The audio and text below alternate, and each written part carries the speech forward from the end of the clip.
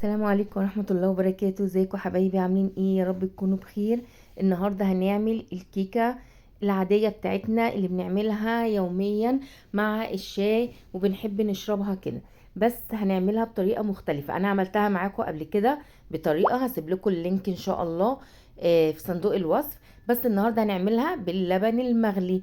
باللبن المغلي جميلة جدا جدا جدا، ومن انجح الكيكات اللي ممكن تعمليها. لو بتفشل معاكي الكيكه دي هتنجح معاكي، هتطلع معاكي هشه وطريه وطعمها جميل. متنسوش اللايك والاشتراك. اول حاجه انا معايا صينيه مقاس 26، هبتدي ادهنها بزيت او بسمنه كويس جدا ومن الحروف الصينيه كلها. هبتدي احط شويه من الدقيق وابتدي ان انا اقلبها كده في الصينيه كلها، بحيث ان الصينيه كلها تبقى متعفره بالشكل اللي انت شايفاه ده، والدقيق زياده بنزله. هنا بقى في بولة عندي هبتدي انزل باربع بيضات بدرجة حرارة الغرفة يا جماعة. ضروري ما تبقاش طالعة من التلاجة. وهبتدي احط كيس فانيليا، معلقة كبيرة من الخل، كوباية ونص من السكر.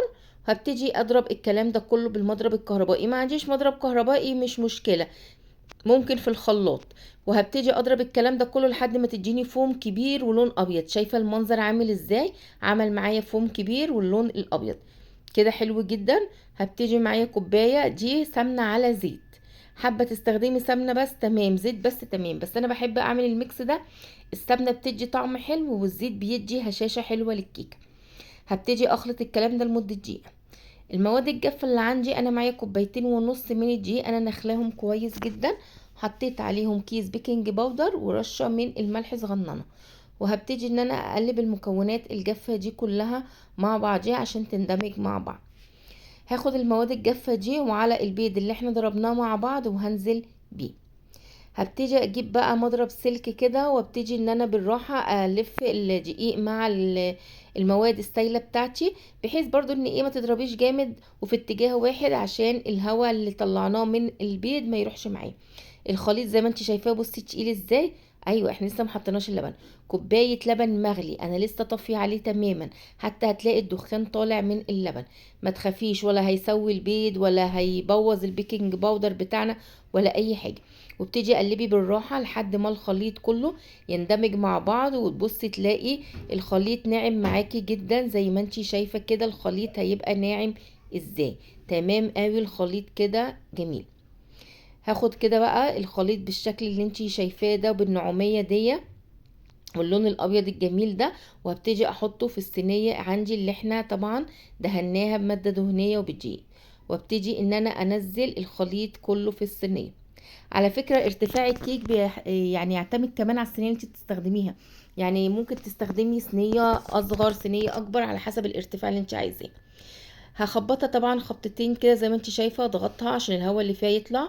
انا مسخنة الفرن من قبل كده. هدخلها على درجة فرن حرارة متوسطة او 180 حسب درجة الفرن عندك. بعد 45 دقيقة هبتدي ابص عليها، لقيتها ما اخدتش لون من فوق، هفتح الشواية لمدة دقيقتين تاخد لون من فوق. هتطلع زي ما انت شايفة هنا. انا كانت طلعت معايا وسبتها بردت، جميلة جدا واللي واخدة لون تحفة قوي، حلو بجد.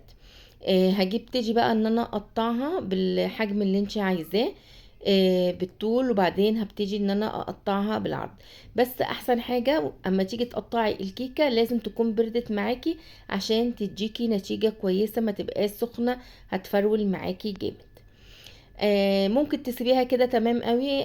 انا حبيت ان انا يعني اعملها كده تزيين بشوية من صوص الشوكولاتة. عندك صوص كراميل تمام، ما عندكيش ولا ده ولا ده خلاص، هي كده بيبقى طعمها حلو جدا. عملت شوية من صوص الشوكولاتة رايح جاي بالشكل دوا، بقت جاهزة معايا. هبتدي يلا كده معاكم ونقول بسم الله ونحاول نطلع حتة معانا من الكيك. اول حتة كده في طلوعها بتبقى صعبة شوية بعد كده بقية القطع بتبقى سهلة في الطلوع. ادي هنطلع جزئية معانا كده وحتة معانا. شايفة الارتفاع بتاعها عامل ازاي؟ بجد جميلة جدا جدا، طعمها روعة وهي طرية زي ما انتي شايفة كده. بجد من احلى الكيكات وانجح الكيكات اللي ممكن تعمليها. جربوها ما تخافوش، هتنجح معاكم ان شاء الله.